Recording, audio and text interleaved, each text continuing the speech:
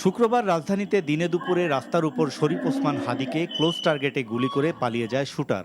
রিকশায় চলন্ত হাদিকে মোটরসাইকেল যোগে একদম সঠিক টার্গেটে গুলি করার ধরনই বলে দেয় এটি কোনো প্রশিক্ষিত শুটারের কাজ। হাদির ওপর এই হামলা কোনো বিচ্ছিন্ন ঘটনা নয় বলে মনে করছেন অপরাধ বিশেষজ্ঞ ডক্টর তৌহিদুল হক। একটি বড় পরিকল্পনার অংশ এটি।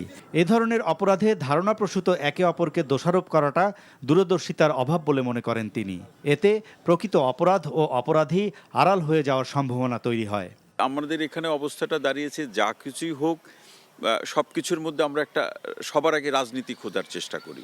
নানাভাবে অপরাধীদের রাজনৈতিক পরিচয় থাকলে এগুলোকে যে নানা ধরনের দোষারোপের মধ্য দিয়ে সহনশীল করে ফেলার যে সংস্কৃতি বা যে বাস্তবতা তৈরি হচ্ছে, এটা কিন্তু নির্বাচনের ক্ষেত্রে ভালো কোনো ফলাফল তৈরি করবে সেটা আমরা লক্ষ্য করছি না। এই ঘটনায় প্রাথমিকভাবে প্রধান সন্দেহভাজন হিসেবে পুলিশ এরই মধ্যে সাবেক ছাত্রলীগ নেতা ফয়সাল করিমকে শনাক্ত করেছে, যেই ফয়সাল এর আগে ডাকাতি করতে গিয়ে আগ্নেয়াস্ত্র সহ গ্রেপ্তার হয়েছিলেন। উচ্চ আদালত থেকে জামিনে বের হন ফয়সাল।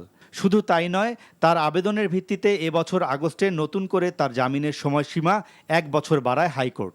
ডক্টর তহিদুল বলছেন, গণ অভ্যুত্থান পরবর্তী সংকটময় সময়গুলোতে অপরাধীদের অধিকার সংকোচন করা যেতে পারে। জামিন একজন অপরাধীর অভিযুক্ত ব্যক্তির আইনগত অধিকারও, এটাও আমরা অস্বীকার করছি না।